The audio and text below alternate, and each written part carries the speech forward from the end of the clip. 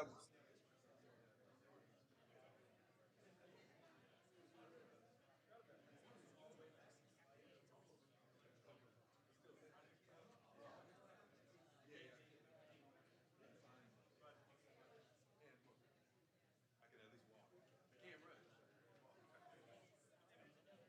Yeah.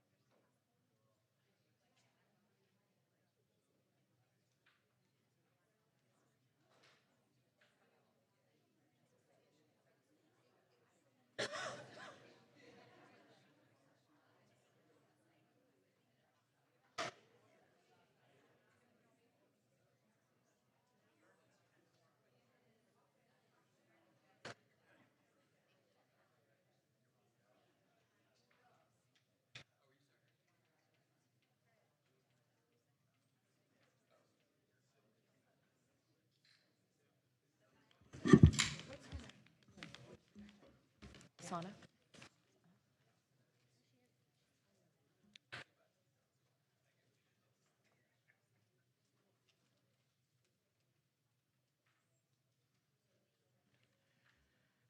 Okay, council, we're going to call our budget work session to order. Good morning. And I will turn it over to Jay Chapa. Good morning.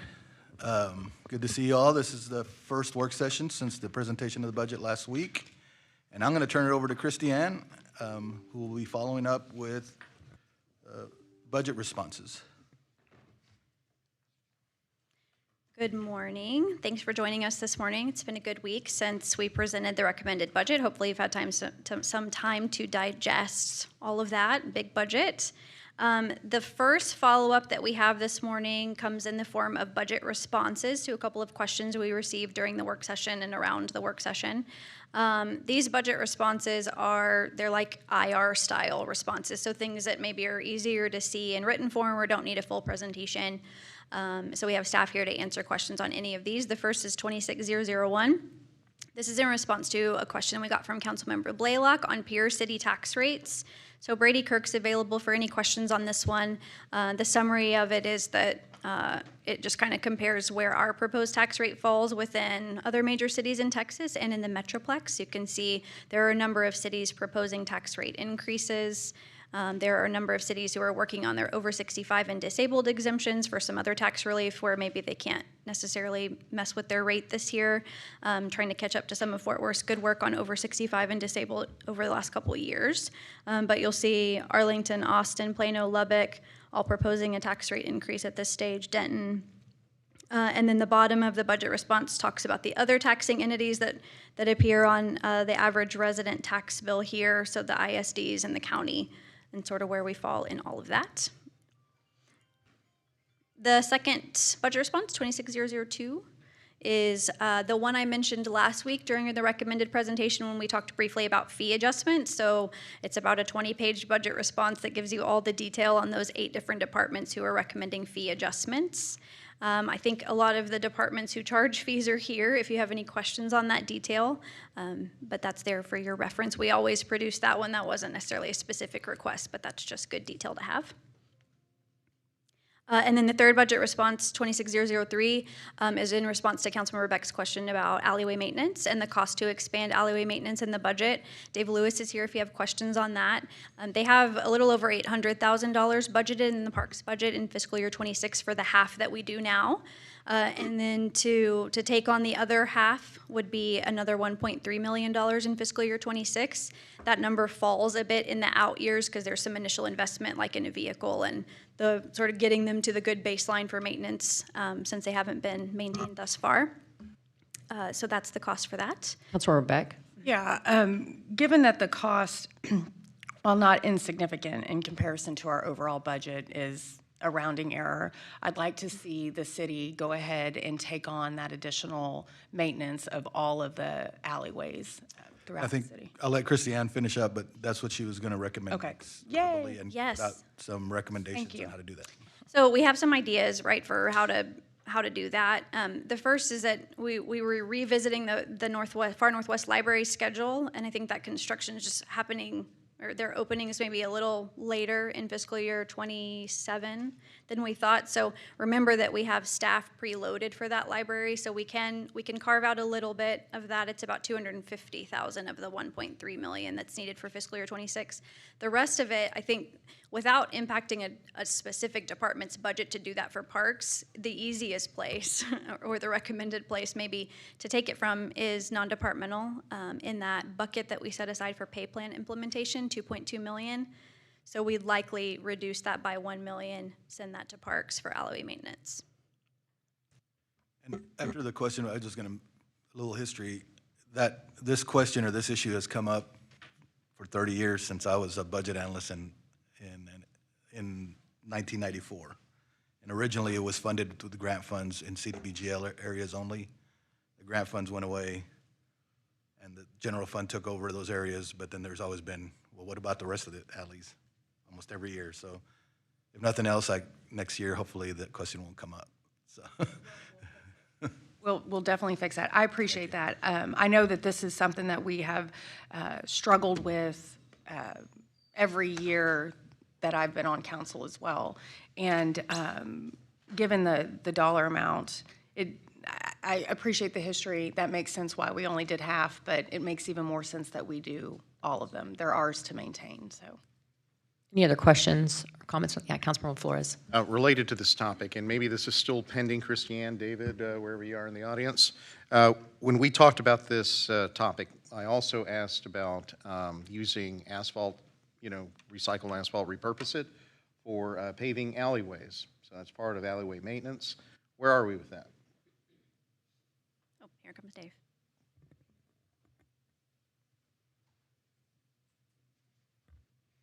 Good morning, Dave Lewis, Park Director. Where we are right now is we're looking at some of the peer cities who have done that and really figuring out how they go about the process, because certainly you'd have to wait for a project for there to be some surplus and figure out, do the cost to transport that and relay it. And there are some engineering that needs to be done for runoff and some other things. So we don't quite have an answer yet, but we're still looking into that. Okay. Will this be something that you think, Jay, would be included in this budget, or is this going to go beyond our budget discussions? So just from my experience, it's going to be a big number, and I think it's something that we'd have to look over to see how it probably becomes if something the council wants to do, it becomes more of a capital item going forward, because as soon as you pick a neighborhood, then every other neighborhood's going to want it. Right. It's not insignificant when you start looking at it, kind of like the Yeah, and that's why I'd like to get a handle on it. But Right, so it'd be more of a long-term situation as you go forward. Got it. All right. Thank you. I'll also mention, I didn't touch on this when we went through 26002, the fee changes. Two things. Number one, at your seat with you, you have one pagers from environmental services. One covers solid waste and one covers the environmental services fee. And they thought that might be a nice reference for you as far as kind of digesting some of those more complicated drivers behind those fees, some of what it would cover to increase them. They have more detail on that if you like, but feel free to peruse those and ask staff any questions. And then in the fee change IR, you're not going to see stormwater rate or water rate, since those are not really fees. I think you all have had many presentations from stormwater and water. We did a deeper dive in June on those, but staff's also available to ask questions. I know water in particular had a presentation ready that they went over with you, I think each individually, about their tiered rate redesign and that kind of thing. But if you do need additional detail from them, we can arrange that. Okay, with that, we're going to move on to our brief presentation for today. So one of the primary themes from last week that we felt we should bring back some detail was about the reduction process and how that unfolded through the budget development process. So it kind of happened in two buckets, and so we're going to separate those two buckets for purposes of our discussion today. And Christy Lemon and I are going to tag team this discussion, so I'm going to kick it off, and then we'll hear from some department heads, and then Christy will come up and talk about 3% reductions. So that's kind of where we're going. I showed this slide last week, but as a reminder of the budget process, we knew that we were going into a tighter fiscal year with constrained revenue. And so from the outset of the budget process, especially with Jay being our new city manager, we made the decision to reduce general fund department's target budgets. That's the budget they have to submit to, like balance to, by 1%, which equated to $7.3 million. This was, the reason I say it's two buckets is because this bucket was like at the beginning and departments were able to decide how to get there, right? So it wasn't necessarily like the Fort Worth Lab and the city management saying cut here, cut here, cut here. This is like, you know your business, you know what you can shift around to meet this 1% target reduction. So do that in your line items as you develop your budget. And so lots of departments approach that in a number of different ways. And one of the questions that I heard from you all last week was, well, what did departments think about this? How did it go? So we thought it would be nice for you to hear from a couple of department heads that approached it a little differently. And so we're just going to let them make some quick comments in a few minutes. So that was $7.3 million in reductions. And then, as I mentioned last week, the departments then submitted reduction packages that were 3% more. And again, this is general fund departments. Public safety departments, they were responsible for a much smaller submission of reductions, knowing that we didn't want to take big cuts and that so much of their budget is salary and benefits, and we're not able to do that. And so we were able to reduce an additional almost $5 million based on those 3%. So that's the part that Christy's going to go over. But for now, what I wanted to do, which feels weird, I don't feel like I've ever done this before in a budget work session, I'm going to turn over my budget podium to a couple of department heads that can give you a little bit of insight on the way they approach that 1% target balancing. So we're going to hear from Park and Recreation. You're going to get to hear from Dave again, and he's going to go first, so you can come on up. And then we'll hear from police. We wanted to include a public safety department and then property management. Each of these departments approached it a little differently. Some departments are lucky because, I mean, you'd say lucky, they have another fund that's not general fund where they have some flexibility to shift. So you'll maybe hear that from police, where they played with CCPD back and forth. But I'll let Dave kick us off, and then Chief Aldridge and Marilyn. Good morning again. Yeah, so wanted to just briefly walk you through our process in Park and Recreation. First, I think the communication from Fort Worth Lab and the city manager's office was really clear and transparent from up front, which made it a lot easier for us. Why are we doing 1%? Why are we identifying another 3%? And so that was really, really helpful. Also to take into consideration for our department, some of our contractual obligations that we certainly could not have a reduction on, things like our management agreement with the zoo and with Botanic Garden. So those things were exempt from being included in that as well. But we knew we wanted to take an approach that obviously would be least impactful for the services that we provide to the public. And I've had these conversations with a few of you, like we would love to do alleyways better, and we would love to make sure all the trees are trimmed appropriately. We just don't have all the resources we need all the time. So to hear we do have to identify some reductions, it's an initial like, oh, man, we don't have what we need already. But once we sort of got past that and understood, what the exercise was, we were able to just dive deeper division by division within our department and not really say everybody has a 1% reduction and to my assistant directors just come to me with what your 1% looks like. It's really having each division bring a list or a menu of things that we could choose from that we thought would be least impactful. And by doing that really deep dive, we were not only able to find some efficiencies, but really find some things in the budget. It's an $87 million budget. Sometimes there's just some things in there that can get past everybody. Number one was like our lease at LeGrand Plaza. And now that we are here at City Hall, that money is still in the budget. And had we not had reductions, we would have repurposed that to try to find some other ways to do that. But we were able to find some things that would be least impactful to the services that we provide. So when we look at that, we looked at making sure that we were maximizing the ability to charge grants for staff time and admin rather than having it being charged to the general fund. We looked at some other staffing patterns, such as having some people who were generally doing a lot of their work in the golf special revenue fund, transferring their salary into the golf and having less burden to the general fund. So when we were able to really not have an across-the-board reduction, but to look at things in a more strategic manner, it made the process a lot easier, and we were able to identify some things that really wouldn't impact the services that we provide to the public. And then we'll talk more, but as we go into the 3% reduction that we were identifying some things, it was the same philosophy. Really, what are the things that we could do that would be least impactful? And it really opened our eyes to a lot of things that we thought would be easy reductions that were not easy reductions. And so it helped us be really analytical and more strategic with how we looked at it. But that's the approach that we took in the Park and Recreation Department. Happy to answer any questions. Any questions for Dave, Council? Thank you, Dave. Appreciate it.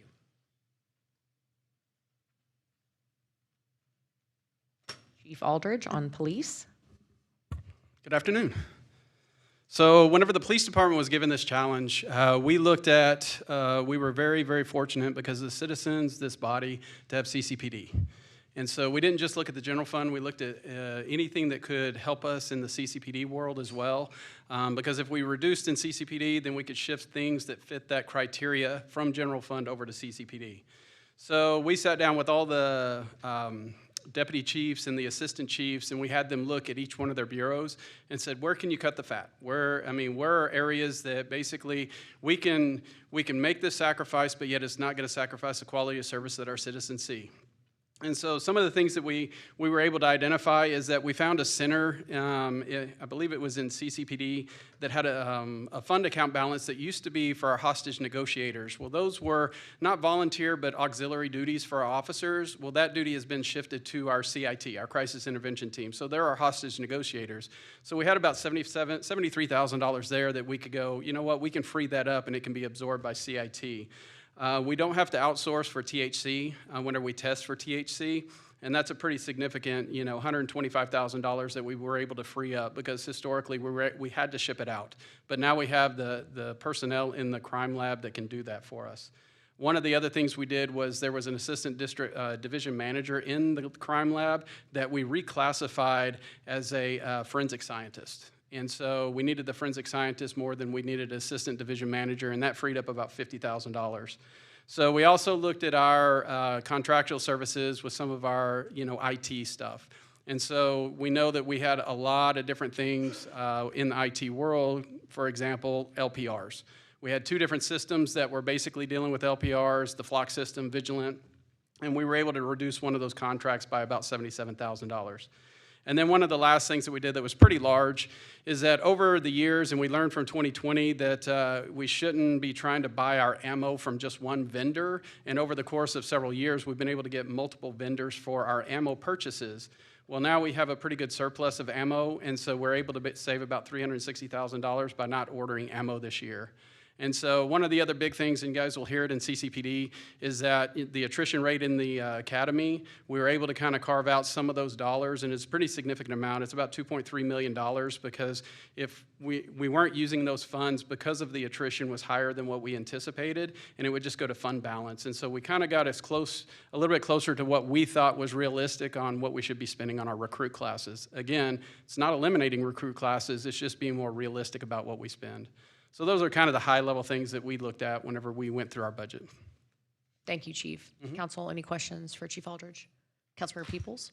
So, Chief, what is the attrition rate? I just want to make sure we're not putting that money in the pot and we need it. So you will hear in CCPD, because we will talk about it a little bit further, is that, for example, if our attrition it slows down, let's say it's right now, let's say it's around 20%, but if it goes down to 5 or 10%, we're going to come back to the CCPD board, use the fund balance to help fund those classes moving forward. It's not about eliminating the classes at all. Honestly, it's just about of using the money more responsibly and not having more money in the fund balance. Councilmember Flores? Thank you for the presentation, Chief. I guess a follow-up question, something that I've already asked of you. Could you speak to PD's vehicle replacement? Sure. How are we on that? What's your assessment? I know, as it's reflected in our CCPD budget, we're not doing, anything different, right? Right. We're not, making an adjustment per se. Right. Tell me what the current state of affairs is in that regard. So whenever, and again, you guys will hear this a little bit later on this afternoon about the vehicle replacement and the CCPD budget, we are maintaining what we did last year. We have a vehicle replacement schedule for all of our frontline vehicles, all of our vehicles. And so the one thing that we can account for is whenever vehicles get wrecked, whenever we have accidents. We can account for them with the high mileage vehicles because we know when those high mileage vehicles are going to be rotated out. However, whenever we wreck a vehicle, it usually takes us about a year to replace that. And so, although we may not be increasing the money for our high mileage vehicle replacement, we are maintaining what we have because our fleet is actually really good. So, I mean, it's not that we're lacking. It's not going to impact our operations at all. All right. Thank you, sir. Any other questions from council? Yes, I have a question. Councilor Nettles? And I listened, so I'm going to answer my own question. I see that we didn't take any money from community policing initiatives or organizations. No. Okay. I have a question for Jay. We asked about this 3% for this budget cycle. Do you predict it to be an ongoing request or ask? Because I think they might have to get more fancy with how they move money around. You mean the 3% reductions? Yes, sir. No, I mean, I think the 3% reduction was when we were projecting that we were going to have a shortfall on the property values, and so we asked that kind of as a backstop. And as we were putting the budget together, and we didn't have the actual appraisals yet, we were looking into having to take some of those 3%. And you'll see as we go forward, some of the 3% pieces that we did take from the budget, we were put back in once we got the dollars in. So unless next year as we go forward, we see that type of activity happening, it might be we need back, I remember the days we'd ask for 5% reduction packages. It just depends on what it looks like. I do like the scenario of the 1% reduction, asking departments on the front end to do that, because as David mentioned, and even that was mentioned by the chief, it makes the department go through and look at what are things that the budgets get so big, it's almost like the rounding error. You almost forget you had $67,000 in a lease with Ground Plaza, right? And then you find it during the year, and the department repurposes it for something, and it's not necessarily a policy decision. From my standpoint, I'd rather have those dollars found through the budget process so that we can bring it back as part of a recommended budget that goes toward the policy decisions that the council's making, where the priorities are, versus the department finding that money's there during the year and then asking for it to be repurposed for something else. So I like that reduction piece. It might not be 1% every year, it might be 0.5%, but it provides that opportunity to go through and with a fine-tooth comb to do that. So I don't see the 3% being annually unless it's called for by the economy. Thank you. And I'll ask another question to kind of articulate what you just said. With them presenting today the packages of what they're going to reduce, say 6 months down the road, they say, well, we shouldn't have reduced this, maybe this. Will they come back to this body to ensure us what the changes would be? Because we're going to vote on a budget that's going to basically go off of what they're telling us today. Right. So what we're showing is the areas where we did take portions of the 3% or the 3% was taken. If council doesn't like that reduction, we can have that conversation now. My preference is for you to request that those changes be made the budget now, so when you approve the budget, we can go forward. During the year, if the department finds they're short somewhere, what we typically say is, where else in the budget can you move money if that's more of a priority, and why is it a priority? And we go through a whole process on that internally. But typically, we try to stick to the budget that the council approves every year. So maybe specifically, if as we go through today, if there's an area, whether it's Councilmember Nettles or Carlos, whomever, says, I'm uncomfortable with that, I don't understand it, let's absolutely vet that now. Because to your point earlier, made a good question about, we don't want to reduce anything around community relations or community policing. They did not make that recommendation. And Chief's not a shy guy. He probably would be willing to tell us today, I'm really uncomfortable with this area, but I've done it willingly, and I think that's important. Honesty and transparency, that there's a difference in my mind between a 3% draconian cut that doesn't really make sense from a policy perspective versus, to your point earlier, Jay, this is an important exercise that we really were fortunate, right? We thought it was going to be a full 3%, but we're able to kind of back off of that. All that being said, each council member may see things in their districts that they really want us to prioritize differently. And if it's not obvious in this budget as we go through, please raise those things. And then that's the time for department heads to maybe go back to the drawing board a little bit. Well, and the change in the attrition rate, for instance, in training, that allowed the police department, when we talked about the new beats, to add the new 8 officers, right, the neighborhood officers, and now it fit in the budget because they rearranged what the attrition rate estimate is with the training classes, and they found $2 million. Which I think we can all agree is a really smart decision. So we didn't have to go into fund balance to do that. It all fit now within the projections. And so those are the kind of things that, as the chief said, lots of times you want to be able to use the money and not let it just fall in fund balance and sit and not be working, right? And so that was a good proposition as we went forward with the new BEAD study. So. Any other questions for Chief Aldridge? Thanks, Chief.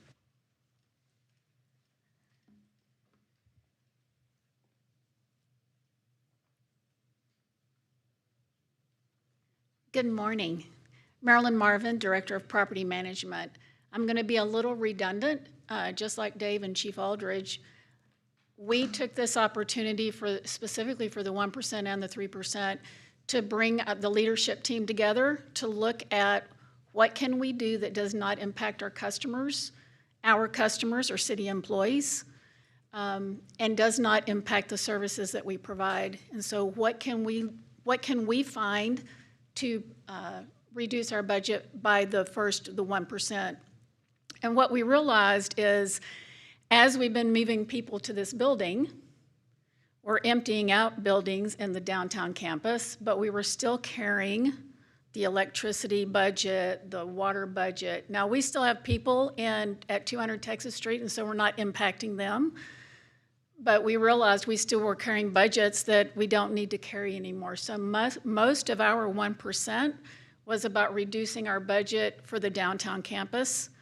Our 3%, we also took that same approach. So we looked at things, again, that didn't impact the service, didn't impact the quality of work life for our customers, but did allow us to tighten our budget up. The other thing that we did is we looked at our employees who provide services for projects, and their salaries and benefits are charged to that project, and making sure that our employees were charging their times correctly, that if they weren't, that we were training them to make sure that their timesheets reflected how much time they spent on projects versus for the general fund. And so we've also tightened that up as well. Any other questions for Marilyn? Thank you. Thank you.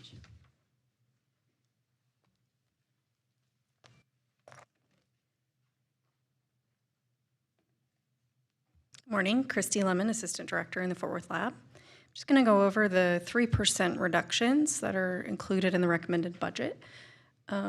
As I looked at in detail at all of the recommended reductions, there were kind of a couple of different approaches that I wanted to highlight.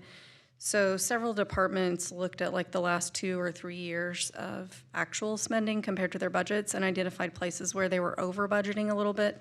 So we saw a lot of like small trims to other contractuals or supplies or printing, things like that. So just really good budget management and trimming where folks were able to. Several of the departments that did that are economic development, audit, finance. So lots of departments took that approach. There were also a number of cuts related to the move to this building. So as Marilyn said, they had some savings in electricity. There were a number of different departments who had savings like that. So for example, one of the departments reduced the number of printers because they didn't, in the current configuration here, they didn't need as many printers. So again, really good budget management around different location, different context, and different needs. Some other examples, excuse me, that were reduced for the move to this building are mileage. So more people are co-located here, so there's less mileage needed, less electricity, so all of those kinds of things. So we saw a lot of those cuts kind of scattered throughout various departments. Another one is that we had a couple of departments that received new equipment or new vehicles, big vehicles. So they were able to reduce rentals. So they've been using rentals to wait until they receive their new equipment. And then if they have it, they don't need those rental budgets anymore. Councilmember Beck, question on that one. Oh, sure. Yeah, I question in general as we go through. I appreciate y'all putting exactly what they chose to reduce. Several of these have a reduction in memberships and or training, and that seems like professional development. And so I want to have a discussion about that and make sure that we're not shortchanging our employees to get the development that they need to, one, to bring the knowledge back, but more importantly, for retention. Yeah, I don't think there is an overall reduction in training, and I think it's more, they went through reviews, and there was folks that had to have memberships to things that they really didn't go. Okay. Right, it was renewed and those kind of things. And then the fact, a lot of these efficiencies from this building occur. We have all these meeting rooms. We provide a lot more training in-house. People don't have to go to City Hall for a meeting, so they're, like she mentioned, mileage. All those kind of things, it's the efficiencies around here. I'm not aware of any departments that eliminated training that was. So it's not individual trainings, it's big scale training. Well, for instance, I did, like, we looked at the city manager's office, and there was folks that had memberships, multiple folks that had memberships versus the city, one person has membership, then you get 2 associates. They could have just been associates. Those kind of things. Okay. Or things were reduced and the dollars get reduced. Go ahead, Christy. Yes. Very few position reductions, so just a couple. We had an extra ACM position in city manager's office that was reduced. There was a position that was originally in neighborhood services, and when they combined the community centers with parks, there was one position that hadn't been filled since 2022, so they went ahead and eliminated that. So it was really about cleanup versus reducing things that would have an impact to the public. And then if you see the last line there for Transportation Public Works, they did make some reductions in PAYGO, but once we got the values and saw that the values were better than expected, we were able to increase their PAYGO allocation. So they did receive an additional $2.7 million in PAYGO, which offset that. So that was a helpful news at the end there. All right, questions about any of these reductions? Any questions, council? No? Okay. All right. And then just wanted to remind you all that we have the upcoming public meetings. So this is the schedule. I do understand there'll be a change in the schedule to the District 5 meeting. So we'll be announcing that soon. I think that's late breaking news, so we'll share that when we have it. And of course, there are opportunities for the public to learn more about the budget. There's a QR code and a link there, and also provide some input, so.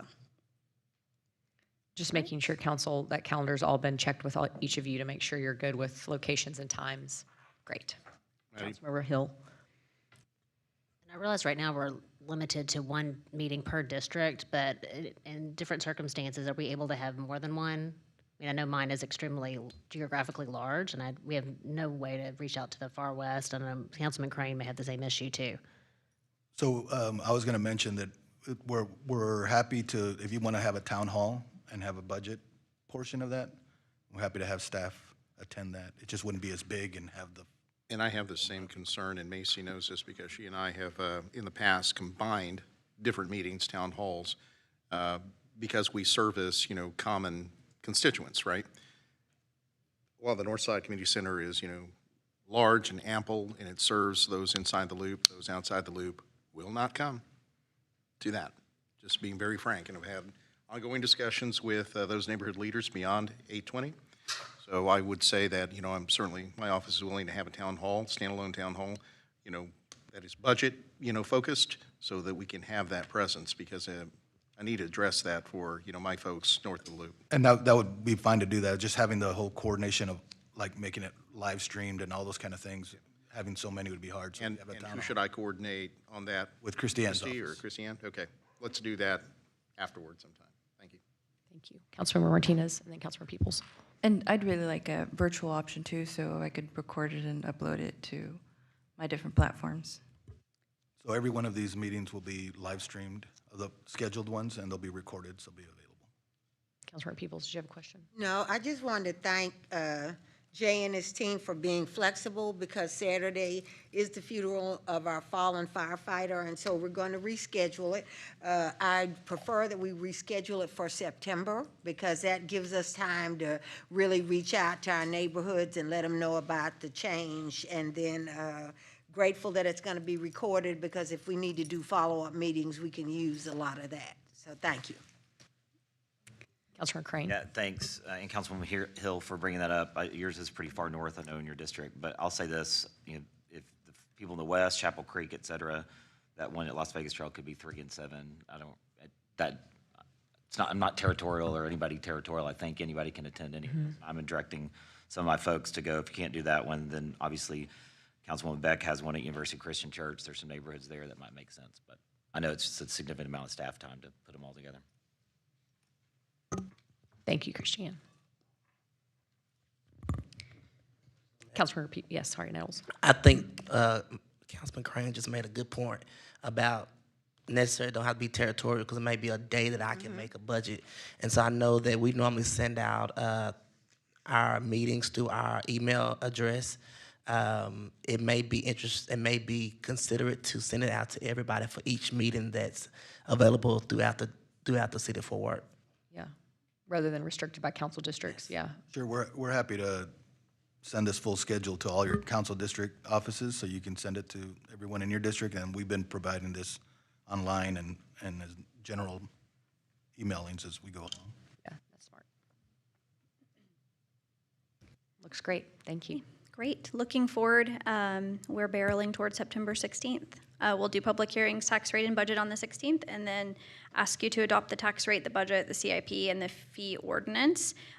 We have placeholders on our calendar for more budget work sessions. Do you have other topics that you'd like to ask about at this time? We're happy to provide written responses if we don't need to get back together as a body, but do let me know if. Do you mind, off the top of your head, when are those next few just held on our calendars? So I don't know that they have a time. I think that there's like a placeholder on August 26th is 90-day count. 6th is? I don't know if that's a word. The August 26th 90-day calendar, and maybe even the following week as well. So it looks, council, like on Tuesday, August 26th at 3 p.m., there's a held, or it would be immediately following, but around 3 is currently held. And then the 9th as well, which would be at, well, Actually, it's Also- part of the work session. it's part of the work session on the 9th. Kind of embedded there. Yeah. So does it throw anybody off if we just leave that held for now? And then over the next few days, we can survey council members so that you don't, I know that if we take it off now, it's never going to go back on because everybody gets busy. That might be the easiest I thing. think that's fine. Okay, perfect. Okay. Thank you. That's Councilmember all. Larsdorf, go ahead. Thank you, Mayor. I guess for future, if there's two things I'd like to talk about as far as fire. I was going to ask about this during public safety, but I think maybe it's more appropriate here since it's budget related. Okay. And it was about the recruit pay, and if there's any room for improvement there. Because while we're doing okay on staffing now, what I don't want to do is get us to a point where we are having to jump through hoops in order to, get recruits, since that recruit pay has not increased in over a couple decades. And then on the budget too, looking at the fire, there's one pager here, the charge for services. Months ago, it asked for an IR related to lift services in private facilities. And I believe we are not charging at the time, but it's certainly taking a lot of time away from fire for those calls in private facilities, not private residences, but in facilities. And I'd ask for an IR so we could look at that, because although it's not going to have a huge impact on budget, it will have a huge impact on service calls and availability of those first responders to get to other calls. Other cities, they did increase their fees for that, which again, it barely moved the needle on revenue, but it did move the needle on a drastic reduction in calls. So really the recruit pay I know is the big one on the budget. The other one more so just on the revenue side. Councilman, on the recruit pay, that's part of the negotiated agreement, and we're actually going to, this fall, start those discussions. So Perfect. It's not something we adjust in the budget. It's adjusted once that contract, Oh, is that something they bargain and? part of the bargain, yes. Councilmember Martinez. Jay, I apologize, since we're on PD, with FIFA coming 2026, did PD account for any potential overtime or emergency responders? How does that work? So we currently have not, what we did put some money in non-departmental for FIFA, but it's contingency more for other general fund departments, like if TPW has to go to events and all those kind of things. We're waiting, we're under the belief that there's going to be some federal funds made available for that, and so we didn't want to make assumptions at this point. There might be a need, once we get further along and we get more clarity on that we come back to council to do an adjustment or look for funding to address the overtime, but I think I would rather wait till we get to that and see what kind of funding we may be available, then we would supplement it, because there is overtime funding in both fire and police, and being able to manage that, and then we'd have to come back at some point to council if we're going to go over that. So that's how we're handling it. Okay, thank you. Any other questions for Christiane or for Jay, or other future budget items you may need? No? Okay, thank you, Christiane. Thank you. Jay, am I right? That's all? That's all we have from the budget side. Perfect. Thank you all. We're going to adjourn from budget work session. Oh, I'm sorry. Take that back. Deborah has something. Councilmember Peoples, go ahead. Is it appropriate to ask for an INR here now? You can do that now, or we can move it to work session, either one. Is it budget related? Well, it will be in 2027. Why don't you go ahead, just to make sure, that's I fine. wanted to ask you about getting an R&R for the cost to add an additional sister city in 2027. Okay, very Okay. well. We'll make sure and add that. Thank you very much. Any others, council? Okay, now real adjournment. Okay, there we go.